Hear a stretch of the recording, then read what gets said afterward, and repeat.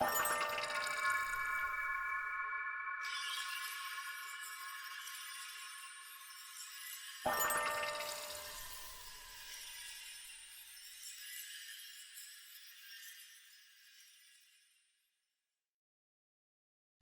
guys, welcome back to the channel. Today we're going to be doing another action figure review.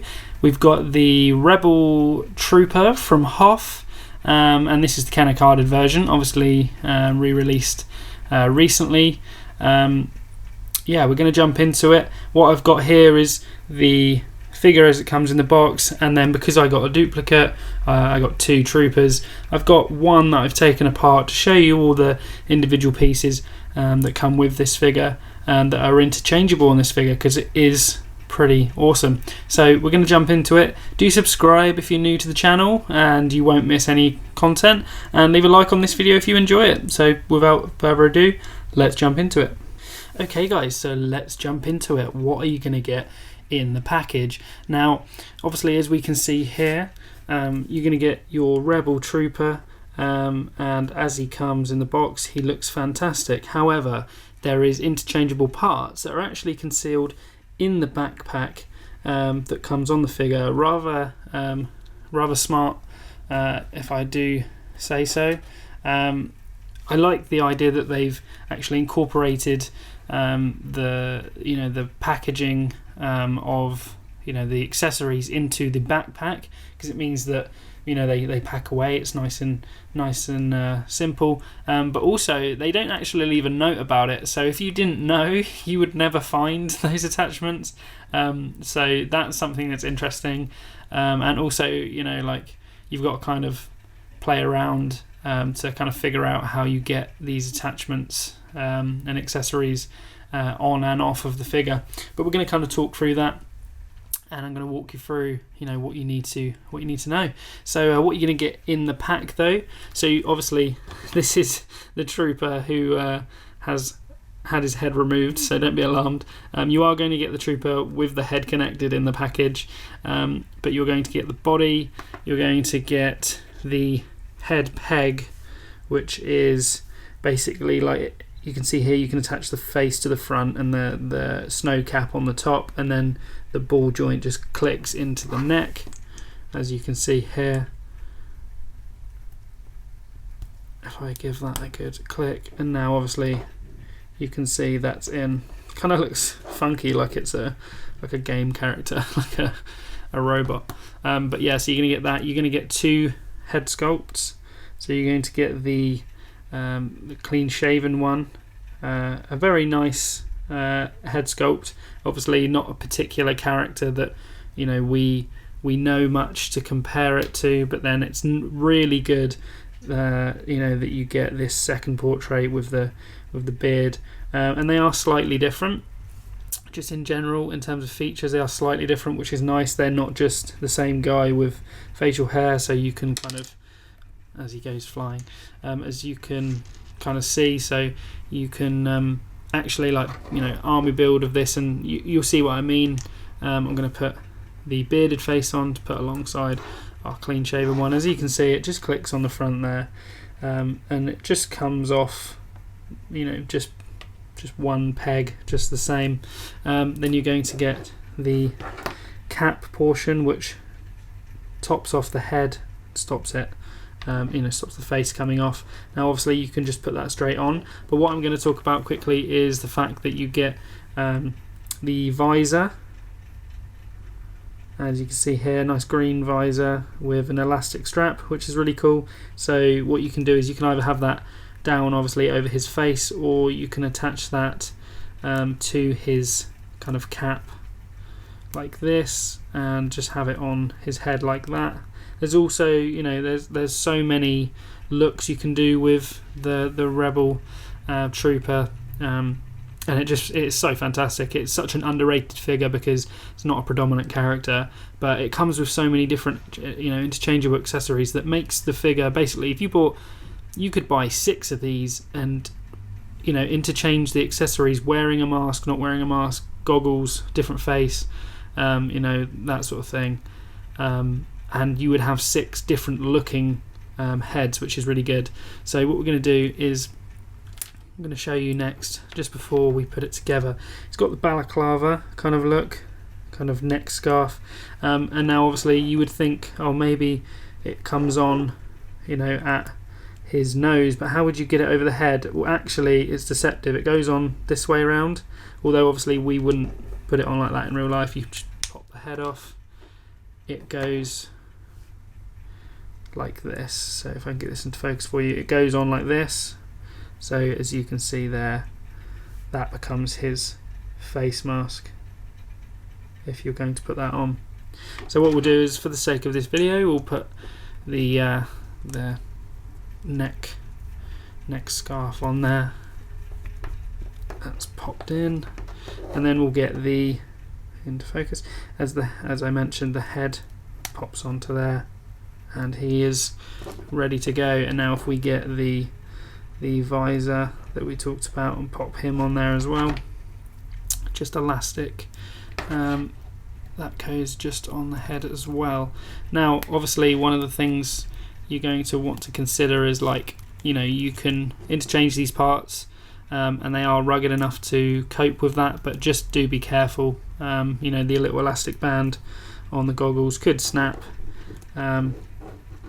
you know, and all these little these little parts here, like the antenna and stuff like that, you just, although, you know, they're pretty strong, they're kind of like bendable plastic for the most part. You just want to be careful that you don't snap anything. But obviously, as you can see here, we've got him with the goggles and the scarf, like he's out in the, you know, the snow, out in the blizzard.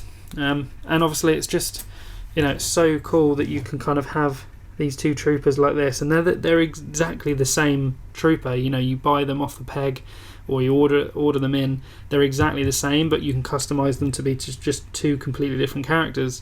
Which, when you're making a regimen like that with people who don't have a helmet, you know, if you've got stormtroopers can come into, you know, groups of 4, 6, 10, 100 and look the same, and it looks, you know, looks screen accurate and natural.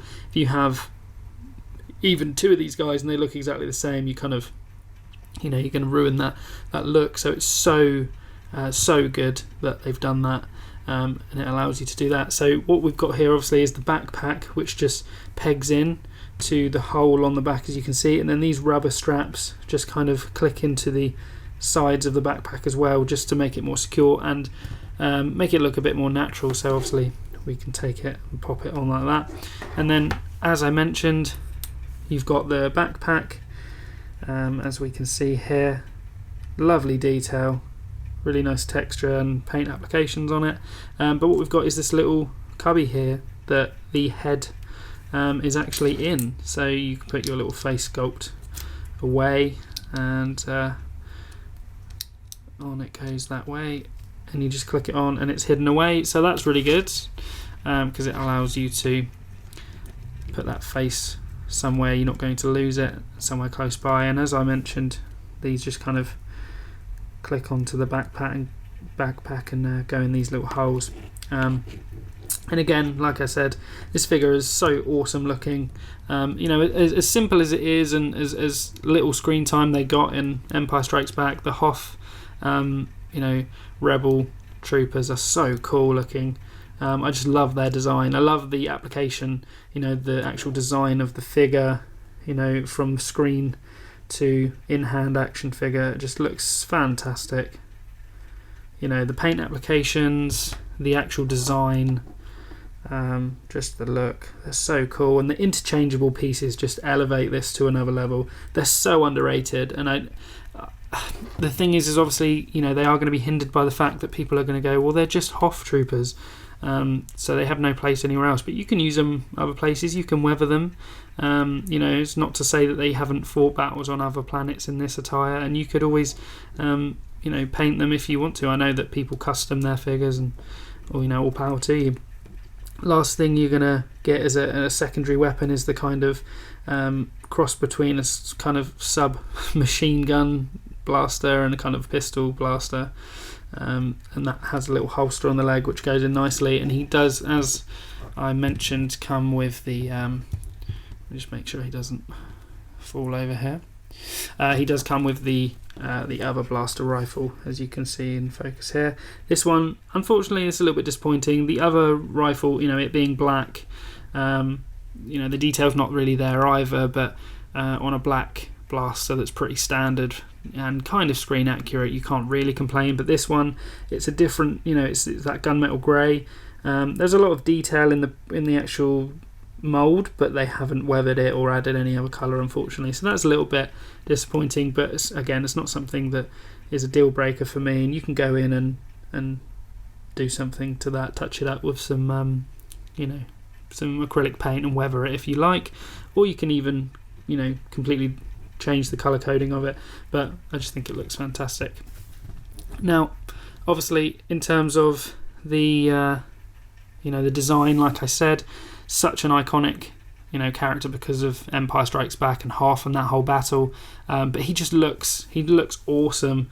I mean, if you look at the design from the ground up, the boots, the texture of the trousers, the holster, the kind of jacket, the accessories on the belt, you've got the accessories on the gauntlet of kind of like an intercom system, you've got the kind of ranking badging, some accessories like binoculars or like shells or something, you've got the pouches and the colour coding on the the logos on the arms, the face, like we said, the two sculpts, so good, and they look so natural. I like the way that you can change the faces, but they do look fantastic. They don't look out of place or kind of janky, so they look so good. You've got the radio detail and stuff like that, and like partly my favourite part of this figure is like the backpack detail. It's so cool looking, and I'm so glad that they included it and nailed it, but also like integrated it being removable in the storage, again making this such a versatile figure. If you look at it, despite the fact that it is a Hoth character, it's so versatile and there's so many different looks. But yeah, that's a great start straight out of the box. So moving on to the articulation, so we're gonna put this guy at the back for now. We're gonna take his pistol out so that it doesn't fly around, and basically from the ground up, really fantastic toe point, as you can see, good pivot that we get most of the time, but really good. The toe point is okay, a little bit above flat, but that point is fantastic, along with the swivel. In the knees, you're going to get double joints, as you can see here, 1, 2, which is again fantastic. It means you can get him into great dynamic fight scenes and battle poses. Means that you can get him to go into a crouch position, which is really good. Obviously, being able to do this with the feet and stuff means he could go prone. All of the kind of battle poses of if you're, for example, if you're doing a battle scene and everybody's just standing up bolt upright, it doesn't look right. If you've got a guy like this that he's got that articulation to get to the kneeling pose, it's just so much better. And I love it when you can get a soldier or a trooper just into a crouching pose. It just makes it much more versatile. Up to the hips, you can see that he gets a fantastic split, not just nearly a split, he gets all the way. This cloth, although rubber, it is very movable, which is nice. Obviously great sculpt, it looks textured. This is the thing, like I mentioned with the snowtrooper build, is that the snowtrooper cloth is rubber, but it's really thick, so you can't really move it. This is actually movable, which is nice. It means that it doesn't hinder the articulation. So really good in the legs. In terms of at the hips, he's got his swivel, which is pretty good. He doesn't have much of a crunch, but he's got a bit of a wiggle, which is good. As you can see there, I've just unpopped the backpack. So what I'm going to do is just pull that off for this next bit. So as you can kind of see up through the the waist, he can bend back a lot more without the backpack on, but obviously most of the time you're going to have that on there because these flaps, they have nowhere to go without the backpack. But obviously if you're doing a shot where it's in front of him, doesn't really matter. But yeah, like I said, not bad at the waist, but you're going to have the backpack on for the most part. So I would I would rate this based on that rather than kind of giving it the benefit of the doubt of what it can do without it on. In terms of the hands, it's got a really good wrist curl. You can kind of see the joint here, so it means that you can curl the hands inwards like this. Really versatile for his grip, and it means that he can do other things. He can handle, if you've got a 3D printed heavy repeater blaster that you want him to station behind or something like that, you can do so, and all sorts of other equipment you could have him on, driving something, which is great. Just past 90 at the arms, not too bad, and then at shoulders we'll get to a T-pose, and he will swivel back like that so you can go up. It doesn't have any butterfly joint or anything like that. There's a little bit of give so that you can wiggle, but like I say, you'd just spin up. So pretty good. Up to the head. Now this is one of the only letdowns really, is the fact that when you've got especially the scarf, as you can see, it does limit what you can do, so you can't really turn it. You can turn it to the side, but you can't really control up or down where he looks, because obviously, like as you can see, like up and down here there's a little bit but not much, and then up and down here there's like nothing because of that. But again, it's such a versatile figure because of all the interchangeable parts and just the general look and the aesthetic. It's a rebellion trooper, so you can do a lot with it. So I would take that as a trade-off. Not too bothered about that. And if I kind of show you with this guy who hasn't got the scarf, he's got, you can kind of see in here, he's got a little bit more range of movement, a little bit more pivotability. He will go 360. Obviously his little thing here will just flick past, but a little bit more movement when you don't have the scarf on there. In terms of versatility, like I've mentioned, it's such a versatile figure because at the end of the day, like, it's a trooper. You can army build, and like normally with the stormtroopers you can army build so easily, and with these troopers, if you've had the the rebel the trooper that is in A New Hope with Leia, they all look the same, and if you don't have different head sculpts, and those builds don't they don't work the same way, you can take the face off anyway. It's kind of hard to do that, whereas with this you could interchange so many of the parts, and it just looks so good. So in terms of versatility, I think that this is more than just a Hoth trooper, and I think it's got so much more potential. In terms of my overall grade, I love this figure, and I think the interchangeable parts just put it really up there. So I do think that it warrants a good score. Obviously because of the Hoth aspect, you have to kind of say, right, well, it's a little bit limited, but only by your imagination really. So I'm going to give this figure a 9. I do think it's fantastic. I love that you get so many interchangeable parts. So awesome figure. I hope you enjoyed this video, guys. I hope it was informative. So do subscribe if you're new, and leave a like on this video if you enjoyed it. But I'm going to leave you with that. Take care, and I'll see you in the next one.